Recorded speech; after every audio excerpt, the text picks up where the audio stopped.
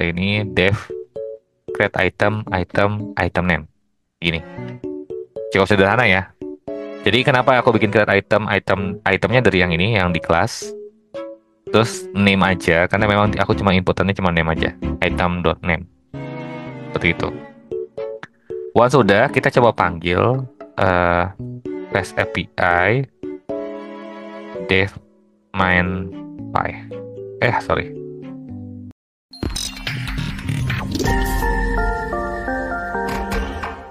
Halo semuanya, ketemu lagi di hari ini. Jadi hari ini kita akan masuk dari pembelajaran API. Di sesi kali ini kita akan mempelajari bagaimana melakukan post data di Fast API. Kalau misalkan teman-teman udah mengikuti dari episode-episode sebelumnya, kita udah mulai dari bagaimana eh, API itu bisa digunakan di Python dengan menggunakan library Fast API. Itu kita udah bahas secara detail di satu sesi kita sendiri. Termasuk gimana kita melakukan get data, inquiry datanya, gitu ya. Dengan query parameter sudah kita bahas juga di minggu sebelumnya. Jadi kali ini kita akan fokus ke gimana ngepost itu sendiri dengan beberapa bahasan. Di antaranya kita akan mengenal bedanya antara get dan post, gitu ya. Bedanya apa sih? Apa yang membedakan dan menciri khas dari get dan post itu sendiri? Yang kedua adalah bagaimana melakukan post itu sendiri, karena dalam melakukan post itu ada format datanya. Itu format data seperti apa? Dan kita akan mengenal Pydantic Base Model. Nanti aku akan bahas secara terpisah maksudnya Pydantic Base Model itu kayak gimana. Karena secara konsep tipe data di dalam inputan data di server itu penting. Jadi ngevalidasi hal tersebut itu adalah part of dari Pydantic Base Model itu sendiri. Dan terakhir kita akan membahas juga di exercise. Jadi teman-teman bisa nonton sampai akhir karena kita akan bahas gimana melakukan post data di Fast API. Dan termasuk mungkin di beberapa sesi ke depan kita akan coba bikin database sederhana ya. Jadi stay tune sampai beberapa minggu ke depan terkait Fast API. Nggak usah lama lagi, mari kita coba explore untuk sesi kali ini. Yuk kita explore. Oke, kita akan mulai dari perbedaan antara get dan post data di API. Nah, di get data itu apa sih yang dilakukan sesuai namanya? Get, tadinya kan mengambil. Artinya memang di sini cocoknya buat ambil data saja dari server. Apa yang diambil? Sebuah objek. Jadi udah ada objeknya dahulu, tapi kita cuma ngambil objek tersebut dengan menggunakan get itu sendiri. Sedangkan post sesuai namanya itu mengirimkan data, ya. Atau di satu sisi kita nge-create a new object. Contoh, misalkan kita mau ada tulisan banana di sini ya. Oke. Nah, di sini adalah misalkan ini adalah table.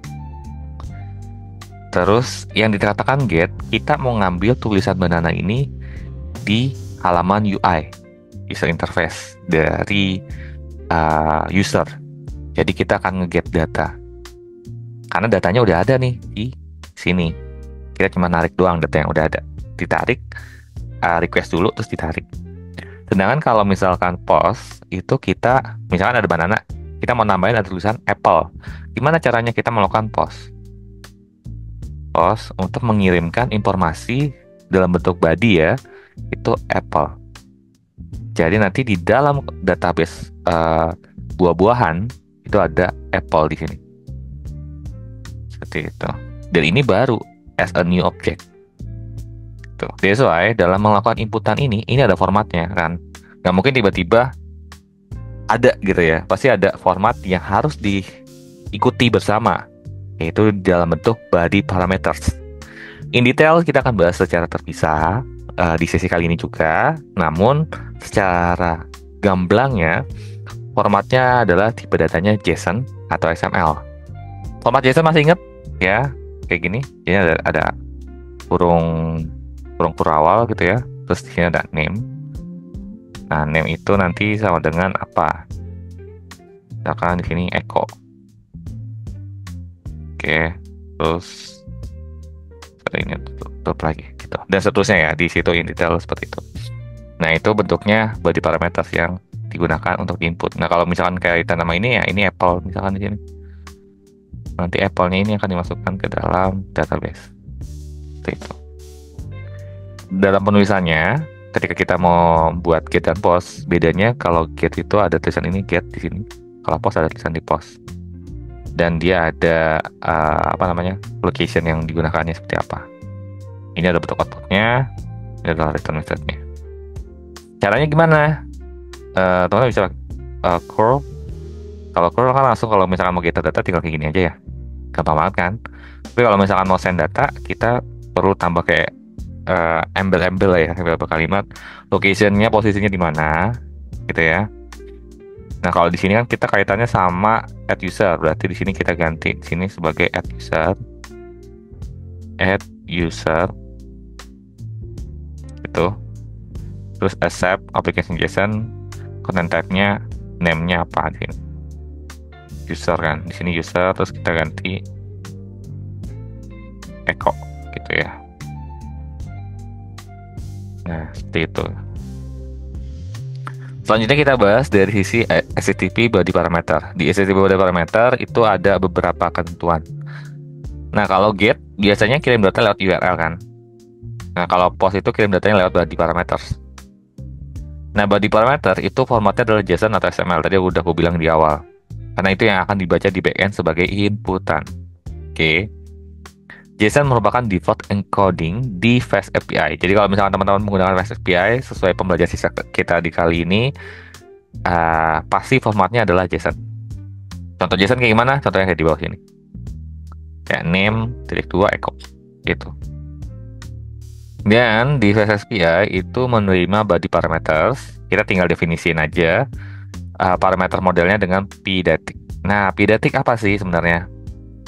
Pdatic yang membantu kita untuk ngevalidasi tipe data atau konteks yang mau kita inputkan ke dalam server. Jangan sampai misalkan ditulisnya adalah gini, sedangkan inputan yang diterima itu harusnya bentuknya ini. Nah, ini kan bentuknya string ya. Terus di sini ini adalah integer. Menurut teman-teman gimana? Mismatch ya, satu integer, satu string. Ketika diinput apa yang terjadi? Nah, nanti ntar dari pdatic ini akan kasih feedback nih. Kamu salah inputan, harusnya tipe datanya integer, bukan string. Nanti kita sebagai yang input datanya itu melakukan adjustment kembali untuk melakukan inputan. Nah, di pdatic itu secara detail ini adalah cara untuk memvalidasi data secara otomatis. Nah, ini kata kuncinya yang perlu teman-teman ketahui. Jadi data dari user, yaitu via body ini, bakal dicek sesuai tipe data yang kita definisikan atau enggak. Kalau misalnya nggak sesuai, balikin. Kalau sesuai, lanjutkan. Caranya gimana? Pertama, kita harus import dulu nih. Panggil base model dari pdatic. Jadi, from pdatic, import base model. Gitu ya. Kita panggil. Terus kita bikin kelas model, yaitu struktur datanya. Itu. Kalau struktur datanya udah clear, sudah dibuat, baru kita bisa bikin root untuk post datanya. Contoh struktur data yang di pdatic itu kayak gimana? Jadi teman-teman akan bikin kelas kayak gini. Terus ada user, base model, name tipe datanya string, terus age tipe datanya integer. Seperti itu. Jadi yang diinput ketika melakukan post itu harus keduanya. Ini harus wajib, dua-duanya harus diinput, bukan opsional, tapi wajib dan kudu dengan tipe data ini, string dan integer. Jadi dia akan ngevalidasi kalau tipe data name dan age itu udah sesuai atau enggak. Kalau misalkan nggak sesuai, apa yang dilakukan? Dia akan kasih return error. Ya, dia ngasih tahu nih, hey kamu inputannya salah nih tipe datanya, kamu harap perbaiki. Seperti itu. Nah, kemudian di ini adalah bentuk ini post register, def register user, titik user gitu. Ya, user ini dari tipe kelasnya ini. Ya, jadi kita memanggil kelas yang udah di-create di dalam inputan di function yang kita miliki. Nanti dari message returnnya user username registered age user.age itu. Kemudian secara codingannya gimana? Secara codingannya untuk ngepost operation itu ada 3 hal. Pertama itu endpoint. Ya, endpoint itu yang di sini ya. Nih, nah ini endpoint. Ini endpoint, ini endpoint. Add user itu endpoint. Terus kalau di sini update cell juga endpoint. Dimana? Di mana ini menjadi ciri khas. Nah, ini contoh kalau di sini adalah users ya endpointnya. Kedua adalah input. Input itu pakai pdatic model yang sudah kita buat di sebelumnya, yang ini. Nah, ini kan periodic model kan. Oke, ini adalah periodic model ya, yang harus kita siapkan. Terus output hasil dari yang di update-nya dari post itu sendiri. Jadi kalau misalnya kita run through, pertama itu ada base model yang harus disiapin, terus ada kelasnya, gitu ya. Dari sisi user, terus dari functionnya, terus ada output yang dihasilkan. Jadi ada tiga hal ya. Pertama endpoint, ini endpoint. Oke. Terus kedua adalah input. Nah, inputnya di mana? Di sisi ini. Ini input. Tapi ini sebagai periodic model aja, tapi inputnya itu kan akan masuk ke sini kan. Nah, ini itu. Kemudian ini adalah outputnya. Seperti itu. Ini minimum banget yang harus teman-teman penuhi ketika mau teman-teman melakukan post operation di dalam REST API. Kalau misalkan ditanya lebih dari itu ada nggak? Ada, teman-teman, tergantung sesuai fungsional masing-masing mau bikin API apa. Gitu ya. Oke. Sekarang kita coba dari codingannya seperti apa supaya teman-teman kebayang nih. Kalau aku punya ini, gimana sih execute-nya, gimana sih caranya, dan sebagainya, kita bahas di sesi kali ini. Yuk kita coba cek. Oke, ada masih ingat ini codingan di minggu lalu, di mana kita melakukan inquiry data dengan get, gitu ya. Ada beberapa get yang kita buat. Pertama dari root, gitu ya. Kemudian dari get name, dan terakhir dengan get product. Sekarang kita coba bikin post data dengan detail item. Seperti itu. Nah, langkah pertama, masih ingat kalau di presentation apa yang kita lakukan? Pertama kita import base model terlebih dahulu. Jadi dari from pydantic gitu ya. Pydantic import base model. Oke. Nah, setelah udah, kita siapin apa, masih ingat? Adalah bentuk kelasnya ya. Kelasnya kita panggil dengan nama kelas item berupa base model. Seperti itu. Isiannya adalah kita butuhnya name aja, nggak usah banyak-banyak. Name str. Udah ini aja. Kita nggak perlu banyak item base model yang mau dipakai, tapi kita mau coba contohnya aja. Kemudian kita bikin post item with body. Oke. Di sini kita akan kayak gini. App.post, ini kita items ya kayak gini. Kemudian kita ini dev create item name. Gini. Cukup sederhana ya. Jadi kenapa aku bikin create itemnya dari yang ini, yang di kelas. Terus name aja, karena memang aku cuma inputannya cuma name aja. Item.name. Seperti itu. Once sudah, kita coba panggil REST API dev main py. Sorry. Pasti error ini. Nah, main.py. Oke. Dia akan ngebuka ngerunning format API-nya. Ya, ini application startup completed. Ya, kita tinggal panggil documentation swagger-nya. Kita panggil di browser di sini. Kita copy paste ya. Supaya kelihatan swagger-nya apa aja. Nah, di sini ada beberapa item, ada root, get name, get product. Yang mau kita fokusin adalah create item di sini. Nah, di sini ada beberapa indikator. Successful response seperti ini, dia akan mengembalikan strings di inputannya. Yang contohnya itu. Oke, sekarang kita coba try dari ini. Coba kita execute ininya. Nah, jadi kalau misalkan kita jalankan seperti ini, kita copy paste ya ini. Kita copy paste ini, terus kita bikin di sini. Terus kita ubah deh konteks dari stringnya itu jadi banana. Nah, dia akan mengembalikan item banana di database. Seperti itu. Cukup gampang bukan aplikatifnya? Hampir mirip kayak get, cuma bedanya kalau get itu kan inquiry data yang udah tersedia, sedangkan post itu adalah melakukan inputan data ke dalam server, nge-create a new object, ya seperti itu. Nanti teman-teman bisa create lagi dari kelasnya mau misalnya nggak cuma item aja, mau bikin beberapa item. Kenapa ini penting? Sekali lagi aku highlight ini supaya inputan yang masuk ke server itu punya standar yang sama.